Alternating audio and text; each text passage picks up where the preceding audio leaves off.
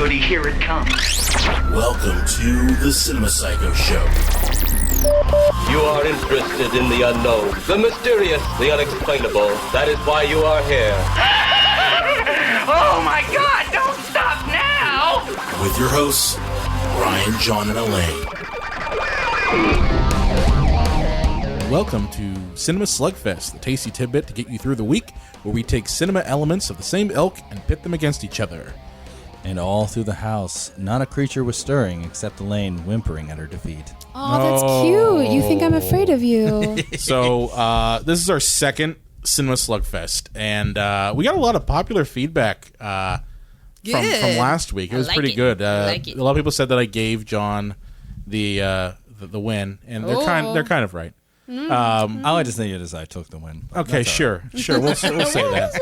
We'll say that for now. But sure. Yeah, so this is number 2, and the battle is going to be between John and Elaine, and it's going to basically be about one of the finest, I think, Christmas horror snippets from movie and TV, because it was adapted for both. And this is the version of All Through the House, which if you're not familiar with, basically it was first seen in 1972 as part of Amicus Films' Tales from the Crypt movie, which really good. If you're not familiar with it, check it out. It's very 70s. And then they redid it with the Tales from the Crypt series. It was you said the second episode? Yep. Season 1, episode 2. Season 1, episode 2. So we're going to basically have a battle here on who did it better, so to speak. So the rules are going to be 2-minute 30 for each person to give their argument, and then a 1-minute rebuttal for each, and then a 30-second closer. All right. Okay, so I'm going to... We did a coin flip earlier, and John, you won the coin flip, so you'll go first, and your time starts now. There's an old saying in storytelling: start your story as late as you can and then make it as concise as possible. Follow all the beats you need to. Don't have it drag on, and make sure you keep the audience entrapped the entire time through your story.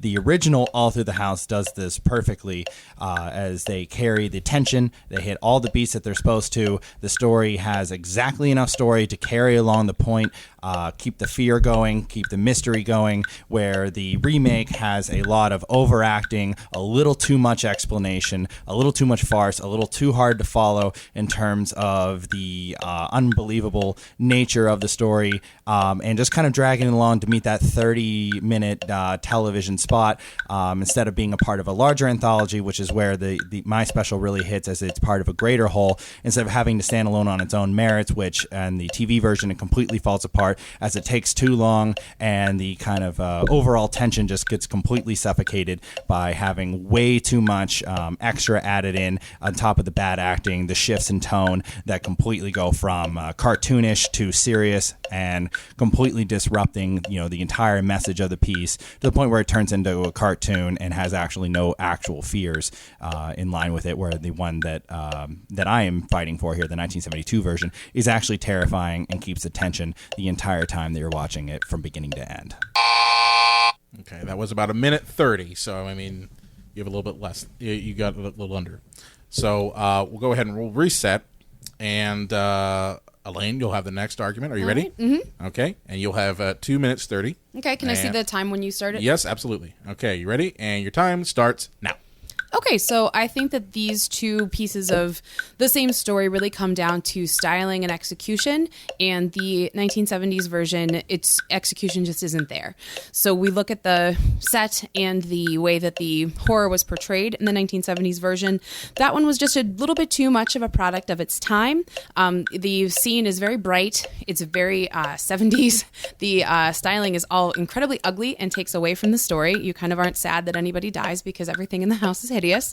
The mood just isn't right. The rooms in the house are extremely bright. There's no real light by firelight or anything like that, and it doesn't really seem to fit the theme of the story. And the most unforgivable element of the 1970s version is the horrible pink opaque fake blood that they use when the woman kills her husband. It doesn't have any tension to it. It takes away from the story because it's just too cartoonish. The escaped Santa Claus in the 1970s version isn't that scary at all. He looks like a sad old man. So in the newer version, we actually have some real filmmakers at the helm. We have Dean Cundey as the cinematographer. It was directed by Robert Zemeckis, and the story does a really good job with the setup. And I would disagree with John. He says that it's overacted and over expository, but I think those elements really make us feel for the character, and that's where fear actually comes from, is when we feel for the character and we care if something happens to her. The whole time, the woman is afraid for her daughter's safety, and the story in the 90s version does a beautiful job of setting that up. Again, that was about 1:30, so you were under, and that's fine. Next, we'll go ahead and we'll have a minute rebuttal for each of you. So, John, we'll start with you. Okay, you ready? Mm-hmm. And your minute starts now. Real filmmakers. Okay, can you name the director of the 1972 version?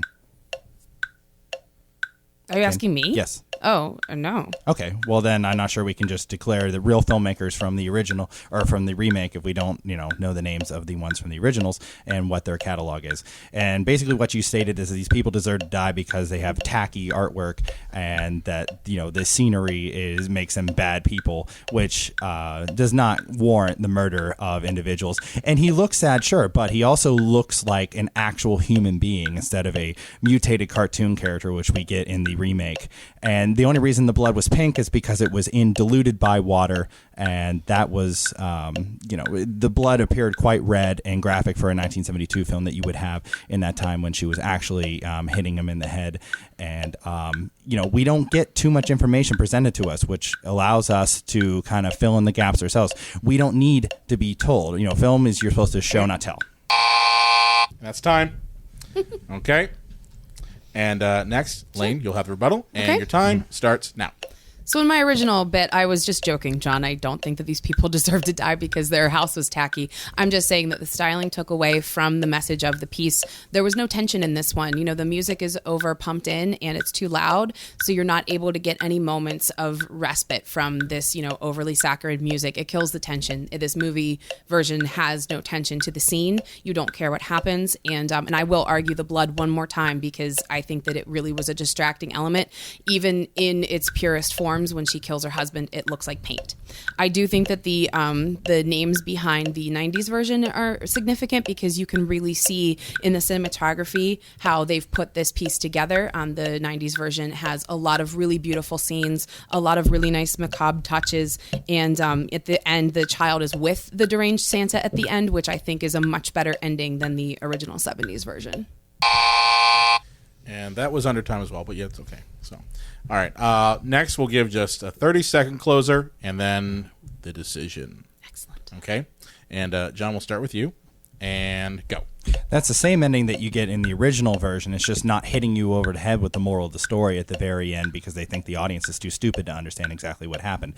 My story is they actually try to have actual fear and actual brooding and get the tone right and have you actually feel something with the story instead of just turning it into just kind of an over-the-top, zany cartoon where any fear is out the door. And I thought the music was a nice touch because it was really bringing home the polar opposite of what Christmas should be. That's time. And next, Elaine, you'll have the closing argument and then the decision. Okay. And go. The 1970s version ends with her simply just on her knees with Santa taking her by the hair. I feel like this was neither leaving anything to the imagination or ending in a satisfying culmination of her demise, so there's no tension in this version. Once we do have the 90s version, we see that, we don't know exactly what Santa's going to do, and that's the horror element brought, to light. We don't know. It's the unknown, and that's what we always fear. I think that that's the reason why this one was more suitable for being the winner of the two versions, because you happens.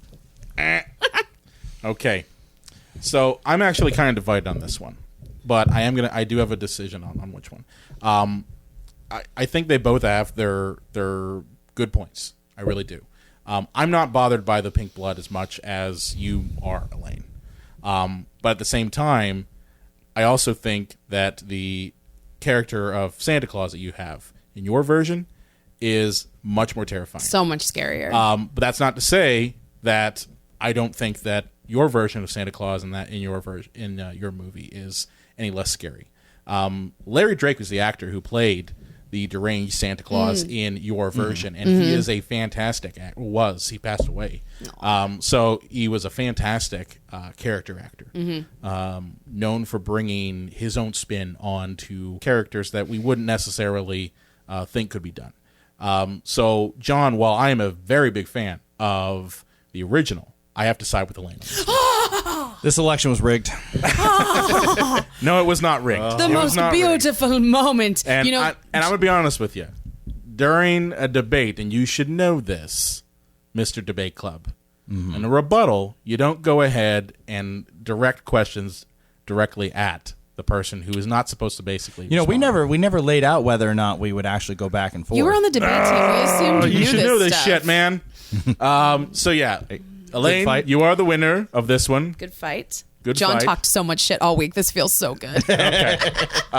So that's kind of we've kind of put that one to rest here. Elaine, you are the winner. Well, I won the popular vote though, so I'll hold on to that. So if you like this little snippet, you can go ahead and check out our full-length episodes of the Cinema Psycho Show, available every Friday, and we're going to try to crank out these suckers as time permitting as we can. So we like to fight. we do. Crank out as many as we can all over you. Also, if there are fights that you want to see, contact us on Twitter, Facebook, Instagram, all over the place, and request it. If we find that, hey, a topic might be a good fight, we'll give it to our octagon of cinema, and we'll do a slugfest. So right. we'll see you next time. Peace.